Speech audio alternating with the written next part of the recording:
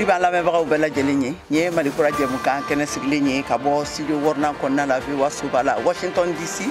bi ntɛnɛndonya in na octobre kalo tile 23 san 2023 la aw tulo bɛ Kɛyatu Tarawele de kumakan na an ka kunnafoni kumabaw olu bɛna tali kɛ ni kunnafoni ninnu de kan Mali sɔrɔdasiw ye tɛgɛda kɛ MINUSMA ka dagayɔrɔw kan Tesalite ani Agelok wa kunun kari la u ye Tesalite minɛ bi sɔgɔmada in na an ye kunnafoni sɔrɔ k'a fɔ k'u tɛgɛdara Agelok fɛnɛ ta kan awa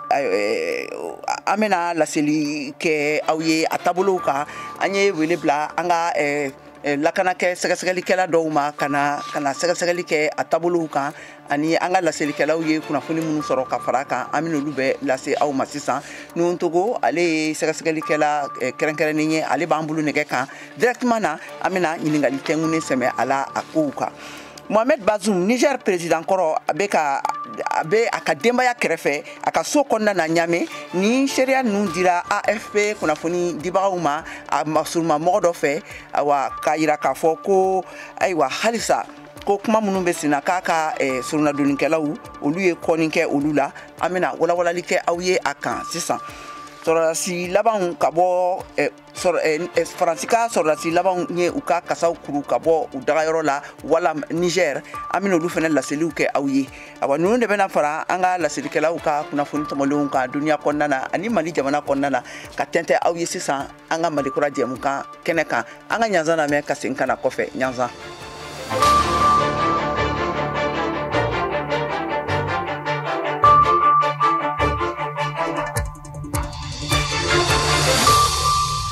halisa ka segin tuguni ka foli ani tanuni lase an lamɛnbagaw bɛɛ lajɛlen ma k'a fɔ aw ɲɛna k'aw bisimila an ka Malikura jɛmukan kɛnɛ kan ka bɔ studio wɔɔrɔnan kɔnɔna na VOA Soba la Kɛyatu Tarawele ka tɛmɛ n'an ka kunnafoniw ye DIRPA n'ale ye Mali sɔrɔdasiw ka kunnafoni sira soba cakɛda ye ale ye laseli kɛ k'a fɔ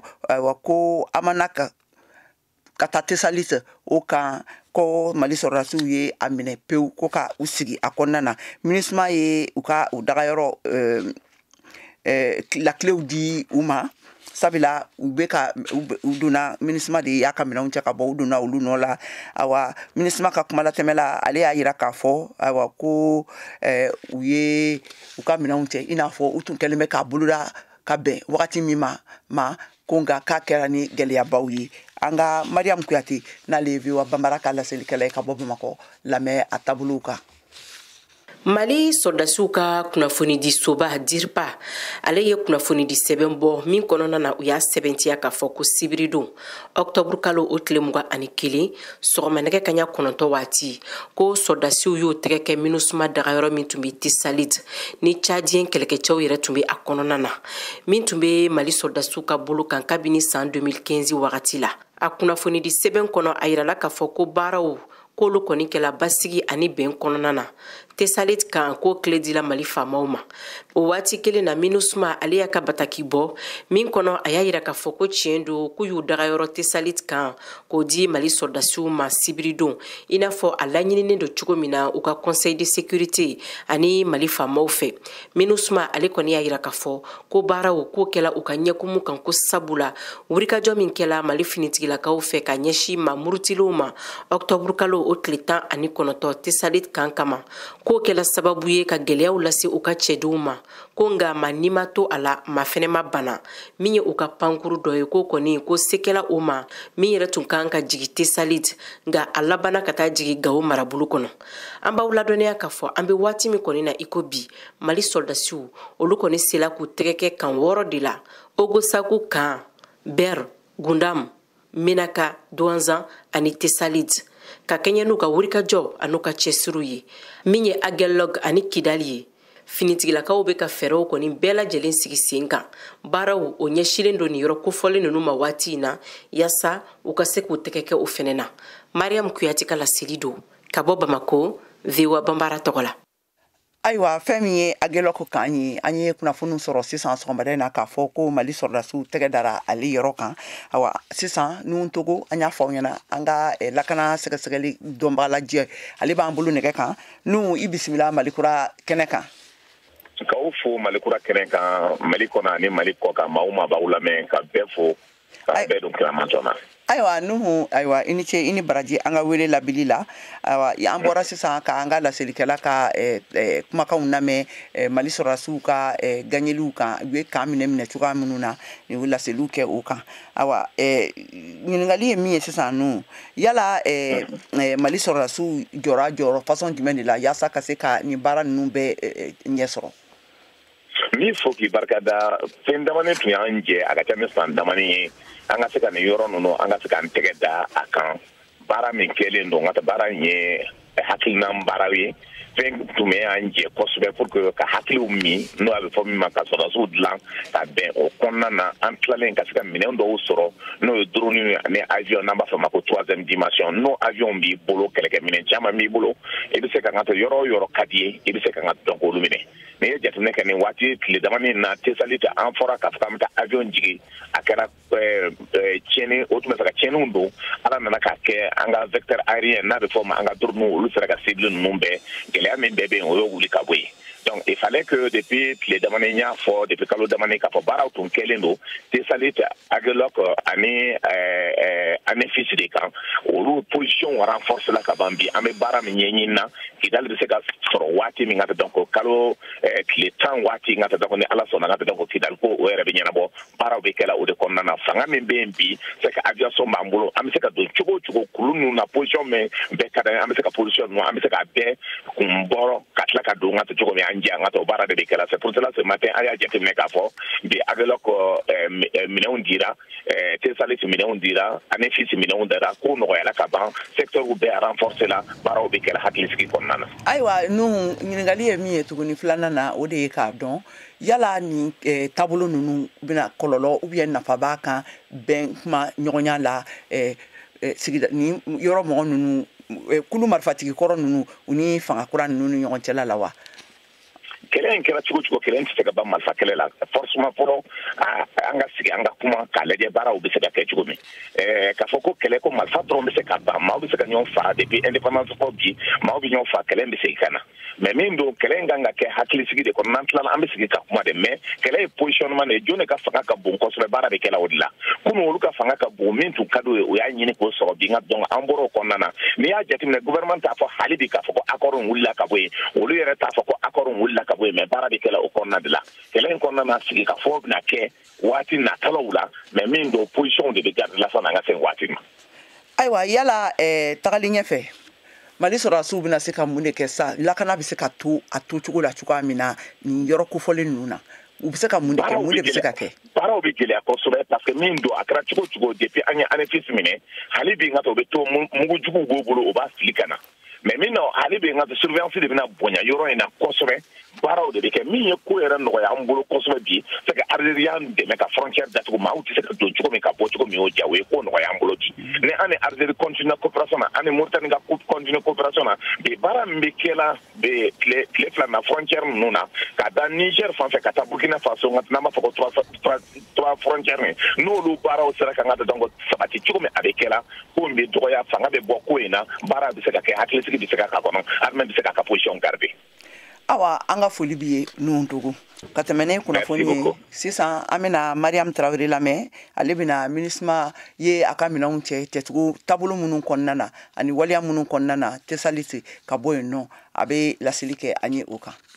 duniya kɛlɛyatɔnba Nations Unies ka kɛlɛbolo min bɛ Mali kɔnɔ MINUSMA bɛɛ ka a sen bɔ a ka wulikajɔw la tuma min na Kidali marabolo ani ka fara Tesalit mara kan bɛɛ ka laminɛ Mali jamana finitigiw fɛ walasa u ka se k'u ka lakana boli jamana fan bɛɛ kan an ka kɔnva bɔra sibiridon tilegan fɛ an ka dagayɔrɔ la Tesalit nin kɛra MINUSMA jalatigi ɲɛmɔgɔ dɔ ka laseliw ye AFP ka kunnafoni di sow kan a ka ni kunnafoni a bɛɛ lajɛlen sɛbɛntiyara Chad jamana finitigiw fɛ minnu tun bɛ u ka kulu kɔnɔ an ka finitigiw ka kulu bɔra sibiridon tilegan fɛ o fana ye min fara a ka laseliw kan duniya kɛlɛyatɔnba Nations Unies ka kɛlɛbolo Mali kɔnɔ MINUSMA ka dagayɔrɔ min tun bɛ Tesalit mara la ni a laminɛlen tun don Chad jamana finitigiw fɛ minnu bɛ MINUSMA kɔnɔ u ka dagayɔrɔ la yɔrɔ min ka surun Tesalit o pangolujigiyɔrɔ la MINUSMA tun kɛlen don ka Mali jamana finitigiw ka dagayɔrɔ n'an ko a ma nanzarakan na ko kan 4 ɲɔgɔn de labila kabiri utukalo waati a tɔ ye Kidali mara ye yɔrɔ min ni a lakodɔnnenba don ko jɛkulu maramafɛntigiw dili don gulonnen do ye ka kɔn Mali jamana finitigiw tun ye laseli kɛ ka jagoya kabiri juin kalo waati k'a fɔ ko MINUSMA ka kɛlɛbolo kan ka ka minɛnw dalajɛ ka Mali jamana bila minnu nana jamana kɔnɔna la kabiri san 2013 waati a kɛlɛbolo kɔnɔ sɔrdasi 11,600 ɲɔgɔn ani ka fara finitigi polisi mɔgɔ 1,500 kan minnu bɛɛ lajɛlen bɔra jamana 12 ɲɔgɔn kɔnɔna la ka na Mali jamana kɔnɔ bɛɛ lajɛlen ka yan k'u ka minɛnw cɛ ka Mali jamana bila ka kɔn décembre kalo tile 31 ɲɛ a koɲɛ ɲɔgɔn sama n'a fadenya kɔni bonyana jamana kɛɲɛ ka yan fan fɛ o y'a to jɛkulu maramafɛntigiw ka se ka wulikajɔ dɔw sabati ka ɲɛsin jamana ma o jɛkulu dɔ ye Islam et aux musulmans GESIM n'olu ni Al-Qaïda jihadi jɛkulumaw de bolo bɛ ɲɔgɔn bolo ka dɔ fara u ka wulikajɔ dangariliw kan ka ɲɛsin Mali jamana finitigiw ma.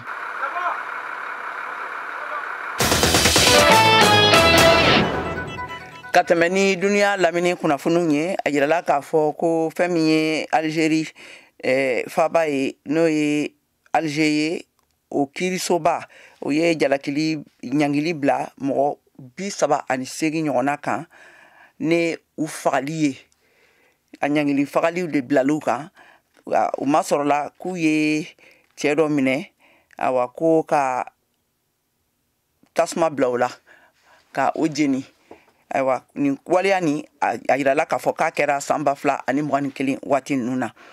u y'a yira k'a fɔ ko a ɲangili ninnu ni jalakili ninnu awa ko a bɛna kɛ ka u bila u si dan kaso la ye awa ko sabila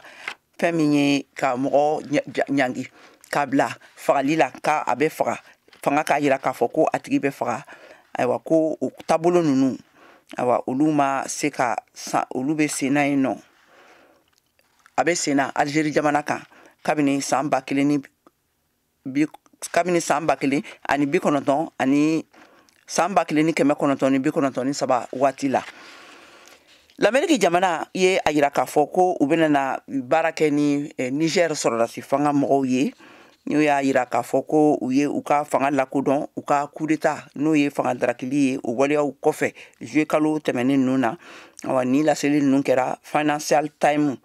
o kunnafoni sɛbɛn de fɛ karidon na awa u y'a yira k'a fɔ ko Faransi no ale y'a yira k'a fɔ ko ale tɛ Niger ka sɔrɔdasi fanga ninnu ko ladɔn awa n'o ye Dankari Mohamed Bazoum ka fanga la awa ko olu ma sɔn ko ka don a ko da fɛ awa k'u y'u ka sɔrɔdasiw bɛɛ lajɛlen bɔ Niger jamana kan.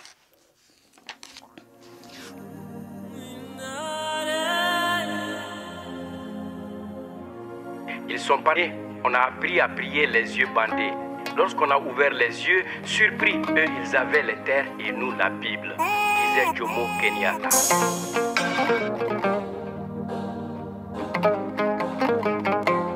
Ben on the track.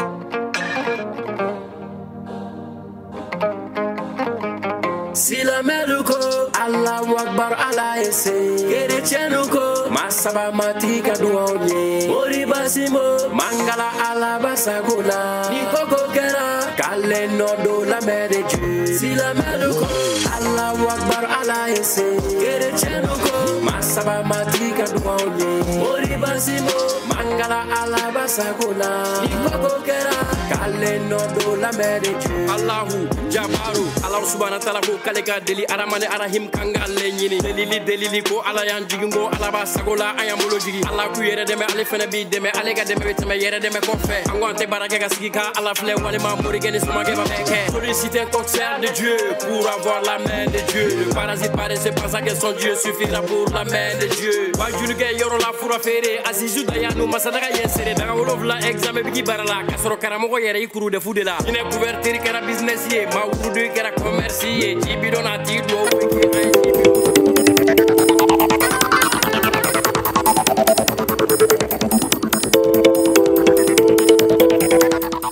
VOA Afrique ni VOA Afrique ye buna adamadenw lafiyara kunnafoni ko la. Awa lamɛnbagaw ni an seginne ka na an ka don an ka jɛmukan kun filanan kɔnɔna la ka fɔ aw ɲɛna an bɛ Malikura jɛmukan de kɔnɔna la ka lamɛn ka bɔ VOA soba kɔnɔna la studio 6nan na aw tulo bɛ Kɛyatu Tarawele de kumakan na ne minnu bɛ fɛ ka sɔgɔ an na nin waati in na a bɛ se k'an sɔrɔ fiɲɛ turukala 102 kan Bamakɔ ana Lamini na an bɛ sɔrɔ Abijankaw fɛ yen nɔ fiɲɛ turukala 99 kan Wagadugukaw fɛ yen nɔ a bɛ se k'an sɔrɔ fiɲɛ turukala 102 kan fɛn min ye radio parisien ye Tumiya n'o ye san mara ye a bɛ se k'an sɔrɔ fiɲɛ turukala 98 kan Gawukaw fɛ an bɛ sɔrɔ fiɲɛ turukala 106.1 kan Tumutu an bɛ sɔrɔ fiɲɛ turukala 93 kan Koro Banyangara an bɛ taa fiɲɛ turukala 93.2 kan ni minnu fana bɛ fɛ ka sɔgɔ an na sanfɛ bɔlɔlɔ siraw fɛ nin waati in na kɛrɛnkɛrɛnnenya la a b'an sɔrɔ directement na an ka sanfɛ bɔlɔlɔ siraba n'o ye www.voabambara.com walima an bɛ sɔrɔ an ka page kan YouTube, Facebook ani Instagram kan ka tɛmɛ ne kunnafoni ye Niger président kɔrɔ Mohamed Bazoum ne dankarila a ka fanga la kabini juillet kalo tɛmɛnen ninnu na sɔrɔdasiw fɛ a yirala k'a fɔ ko a bɛ a ka denbaya kɛrɛfɛ a ka so kɔnɔna na hakaja fanga bɛ sɔrɔdasi minnu bolo olu tun ye laseli kɛ k'a fɔ ko a tun bɛ fɛ ka boli sanfɛ pankurun dɔ la an ka a laselikanw lamɛn Niger jamanatigi kɔrɔ Mohamed Bazoum kɛrɛfɛmɔgɔ dɔ ye seereya kɛ AFP kunnafoni sɛbɛn mɔgɔw ye ne a fɔli ye u ye ko Bazoum bɛ a ka denbaya kɛrɛfɛ a ka so kɔnɔ ɲami o seereya kelen ye a pereperela tigɛ k'a fɔ a sera ka telefɔni ci yɛrɛ dɔ masɔrɔ ne ka hakilisigi di a kɛrɛfɛmɔgɔw ma ko a y'a sɛbɛntiya fɛnɛ k'a fɔ ko a ka dɔgɔtɔrɔ taara bɔ a ye k'a taara a sama dumuni na sɔrɔdasi fanga min bɛ Niger kunna kun ye jalakili bila Mohamed Bazoum kan ko a bolila hélicoptère pankurun dɔ la ka taa Nigeria jamana fan fɛ ko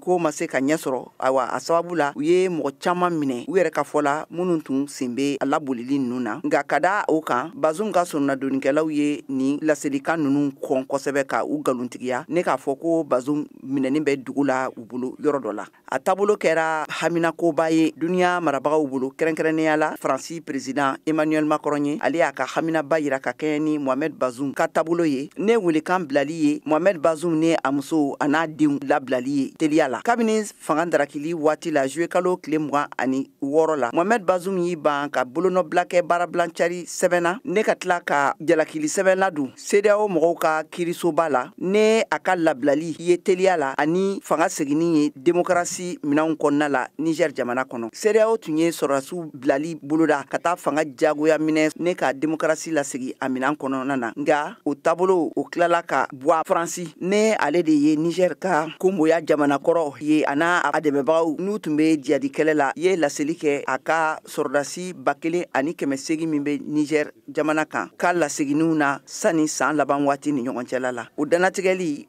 o dara Mali ani Burkina Faso fɛnɛ ta kan yɔrɔ minnu na ne fangandaragiw kɛra n'a a fanga bɛ sɔrɔdasi fangaw kɔrɔ ni waati ninnu na n'a kɛra sababu ye ka Faransi ka sɔrɔdasiw labɔ o jamana kofɔlen ninnu kɔnɔna na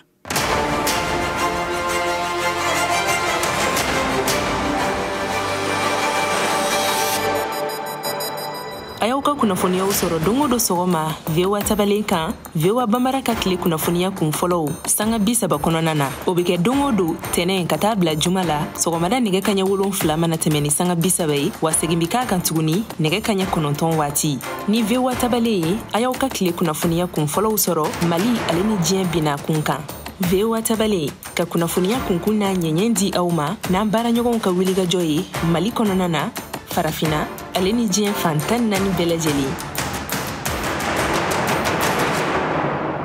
halisa an bɛ to Niger jamana kan a yirala k'a fɔ ko Faransi ka sɔrɔdasi laban minnu tun bɛ walam kan kɔnɔna na awa k'olu y'u ka kasaw kuru kununko kari la ka fara o kan bɛn tɔnsigiba bɛn labɛnni tɔnsigiba min n'a a kɛnɛsigi bɛ Lomé n'o ye Togo faba kɔnɔna ye ni farafina marabagaw bɛ a kɛnɛ kan yen nɔ awa ko Niger mara kutigi n'ale tɔgɔ ko Mohamed Tumba ale y'i damaga Mohamed Bazoum ka bolili ko ninnu na a kɛnɛ kan an ka Alpha k'a lamɛn VOA Bambara ka laselikɛla ka bɔ Niger jamana kan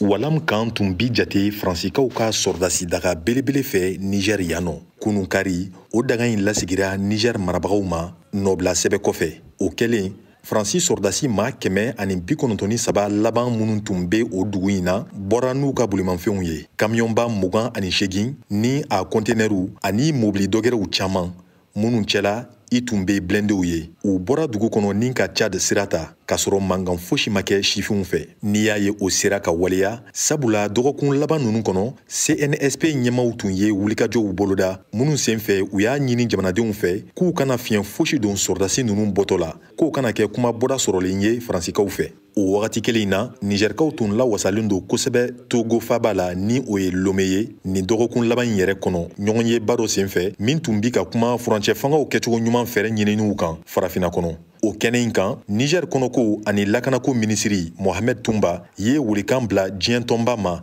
ni o ye communauté internationale ye a ko baasi tɛ Niger fɛ bi u ni jamanaw ka sigi ka kuma nga ko fo a ka kɛ bonya ani karama kɔnɔ an k'a lamɛn. Nous appelons à ce qu'on aille de l'avant, qu'on s'assoie. Anw bi wele bila bi walasa an ka taga ɲɛ an bɛ fɛ bi an k'an sigi ka kuma anw ka furancɛ fanga in kan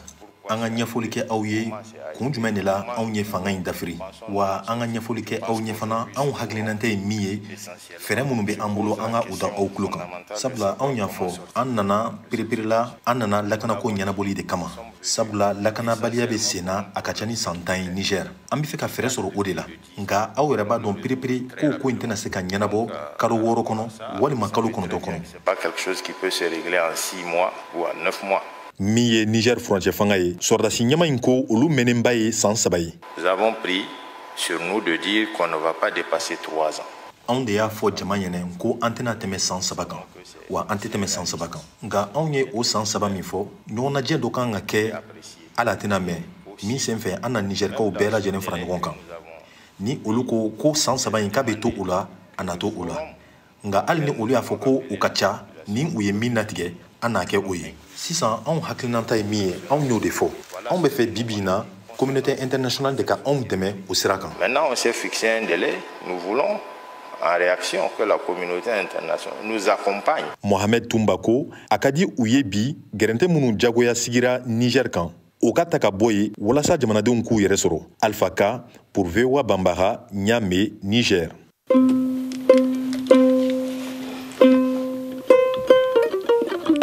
Nakama dogo mali kura au nakama dogo nyana nakama dogo mali kura yo au nakante dogo nyana Washington konona na yano au nakama dogo nyana nakama ni duga jabi usigilen file au nakama dogo nyana de nakama dogo kayatu yo au nakama dogo nyana nakama dogo Mariam yo au nakama dogo nyana nakama dogo Mori wau na kama dogo nyana na kama dogo Mamedi yo au na kama dogo nyana na kama ni duga jabi sigilen file ina kama dogo nyana. Balo ani magoɲɛfɛnw dɛmɛw olu sera Gaza banisira la ka taa Palestine kaw fɛ yen nɔ nka duniya keleya tɔnba min bɛ Palestine kɛlɛɲɛbolilaw olu ka lakanakulu dɛmɛ olu ye a jira k'a fɔ ko tajiko dɛsɛ bɛ sɔn ko ka u sɔrɔ ko bɛna sɔn ka gɛlɛya don balo ninnu laseli la u se yɔrɔw la. Mariam Traoré bɛ ɲɛfɔli kɛ an ye a kan an ka kumakanw lamɛn. So these trucks are not just trucks. They are a lifeline. Ni dɛmɛ kofɔlen in sera ka se bande Gaza la kunun kari nka duniya keleya tɔnba Nations Unies a ka cakɛda bolo min sigilen don dɛmɛ telimanw labilali kama ka taa Palestine jamanadenw ma minnu y'u u sigiyɔrɔ bila ka sabu kɛ fitinɛ ye y'a yira k'a wulikajɔ baaraw kuntagala bɛna sɔn ka surunya ka kɔn arabadenw ye wa ko min fɛnɛ bɛna sɔn ka kɛ gɛlɛyaba de ye walasa dɔ ka fara dɛmɛ kan baw ko Israel jamana finitigiw ka sanfɛ pangulu fodoli o tɛ ka kɔtigɛ ka taa Hamasi o kɛlɛkɛjɛkuluw ma wa ko min fɛnɛ gɛlɛya dɔ bɛ ka bin Israel jamana dugukolo fan dɔw kan u y'a da kan ko tajintanya jintanya dɔgɔtɔrɔso ntanya ka fara buru dilanyɔrɔw tanya kan i n'a fɔ duniya keleya tɔnba Nations Unies ka bolofara min sigilen don dɛmɛ telimanw labilali kama ɲɛmɔgɔ ye ni kunnafoni lase cogo min na Philippe Lazarani a ko the call of the Israeli forces to move more than 1 million civilians living in northern Gaza within 24 hours. Tajintanya fono bɛ senna dɛmɛ ninnu laseli dugudenw ma minnu bɛ gɛlɛya kɔnɔ ko ɲɛw bɛna sɔn ka gɛlɛya kosɛbɛ baw a maa fanba minnu mago bɛ dɛmɛ la caman de jigilatigɛlen don ka sabu kɛ tajintanya ye ni taji dun tanyalen don dɛmɛw laseli a seyɔrɔ la bɛ se ka kɛ gɛlɛya ye. Gaza Lazarani a ye min fara a kan. A y'a lase ko duniya keleya tɔnba Nations Unies ka cakɛda min sigilen don dɛmɛw la teliyali baaraw kun kan n'a bɛ wele ko UNRW ka bila ka taa di Palestine jamanadenw ma Proche Orient kan. Ka baara bolo de ye u ka dɛmɛ sira baara bolo belebeleba ye min bɛ ka kunsin bande Gaza fanfɛyɔrɔw ma. A ko k'u ka cakɛda ka dɛmɛ kɛra ka taa mɔgɔ miliyɔn kilancɛ ɲɔgɔn ma mɔgɔ miliyɔn kelen cɛ ma minnu bɛɛ lajɛlen y'u sigiyɔrɔ bila ka bɔ bande Gaza la. A sinsinna kan kɔni k'a fɔ ko tajintanya k'o de bɛna sɔn ka kɛ gɛlɛya belebeleba ye u ka se ka dugudenw ye k'u to ye Gaza minnu mago bɛ dɛmɛ la lɛre o lɛre wa n'u bɛ an ka jateminɛli kɔnɔ. Far too many women and children. The time for humanity to prevail is now. O kosɔn n bɛ wele bila ka taa fan fila bɛɛ lajɛlen ma u ka se ka siraw labila an ye joona tajiko ta fanfɛla la bande Gaza kɔnɔ ani fɛnɛ ka hakilisigi di an ma tajiko kun kan min bɛna kɛ sababu ye ka dɛmɛ don an ka bolimafɛnw ma u ka se ka dɛmɛw lase u seyɔrɔ la joona. Kɔnwa dɔ min tun bɛ taa fo kamiyɔn 20 ɲɔgɔn na kɔni bɔra ni ji ani da dumunifɛn ka fara furaw kan ani ka taa se bololafɛn wɛrɛw caman ma n'o tun mago bɛ Gaza dugudenw ye u ka se k'o lasɔrɔ. Cindy McCain ye duniya keleya tɔnba Nations Unies ka cakɛda min sigilen don da dumuni ko kama n'a bɛ wele ko Programme Alimentaire Mondial o ɲɛmɔgɔ ye fɛnɛ ye laseli kɛ min kɛra kunnafoni di dɔ la ABC ka jabarani so kan ni kunɲɔgɔn laban in na. Today, 20 trucks were allowed to move across the border, all containing emergency supplies, 3 of which were WFP trucks, I'm happy to say. Y'a sɛbɛntiya o waati la k'a fɔ ko kamiyɔn 17 o fɛnɛ kura wɛrɛw fara da dumunifɛn na min sera Gaza kunu kari ka fara kamiyɔn 40 ɲɔgɔn wɛrɛ kan makɔnɔlen don bi tɛnɛ ka don bande Gaza kɔnɔ. A y'a lase o senfɛ k'a fɔ ko dɛmɛ kɔni mago tɛ ban nin waati in na. Palestine jamana ɲɛmɔgɔw fɛnɛ bɔra ka kuma k'u ka dusumakasa yira ka kɛ ni nin gɛlɛya ye min bɛ ka bin Gaza kan n'o dɔ bɛ tali kɛ tajiko gɛlɛyaw kan ko tajiko senbɔlen kɔfɛ a la fɛn min ye dɛmɛw ye n'a bɛ wele ko aide humanitaire baɲumankɛ sira fɛ ni o kan ka ɲɛsin maaw ma minnu ye kasara sɔrɔ i n'a fɔ banabaatɔw k'o koɲɛ fɛnɛ kɛlen don gɛlɛya ye ko Gaza dɔgɔtɔrɔso caman de bɛ yen furakɛli minɛ ani furaw sɔrɔli kɛlen don gɛlɛya ye o yɔrɔ ninnu kɔnɔ. Nin kɛra Gaza kɛnɛya minisiri ka laseli ye. Ayiwa sisan an k'an ka farikolo ɲɛnajɛ kunnafoniw lamɛn Siyaka Tarawele bolo.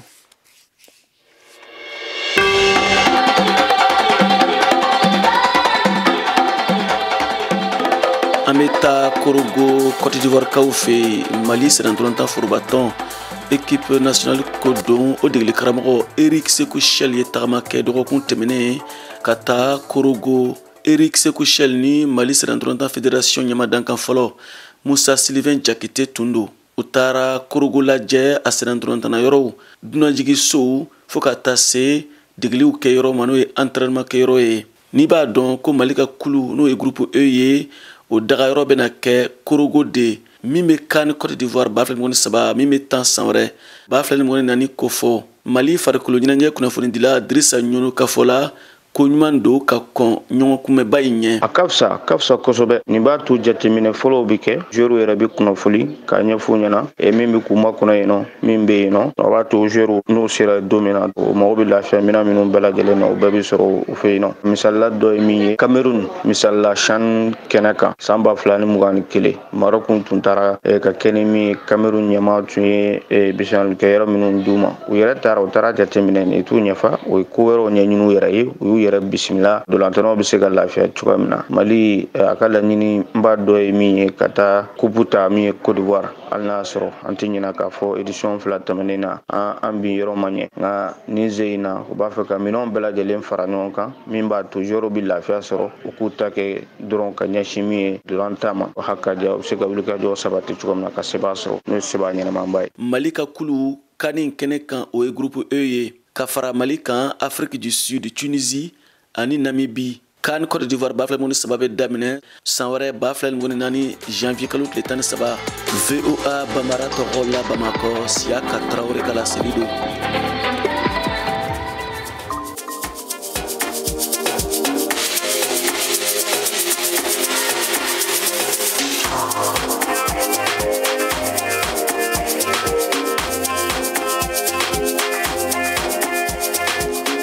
Ayiwa an balimaw nin bɛna dasigi kɛ an ka bi kunnafoniw na kunnafoni ninnu laseliw kɛra u ye ne Kiyatu Tarawele fɛ a baaraw kɛra Cheick Tirou fɛ an bɛ laɲini kɛ aw bɛɛ lajɛlen fɛ a k'aw sɔgɔlen to VOA ka kunnafoni siraw la radio ani télévision siraw fɛ ani an ka bɔlɔlɔ siraw fɛ ne tun ye Kiyatu Tarawele kumakan ye ka bɔ VOA soba kɔnɔna na studio 6nan awa a k'an bɛn waati wɛrɛ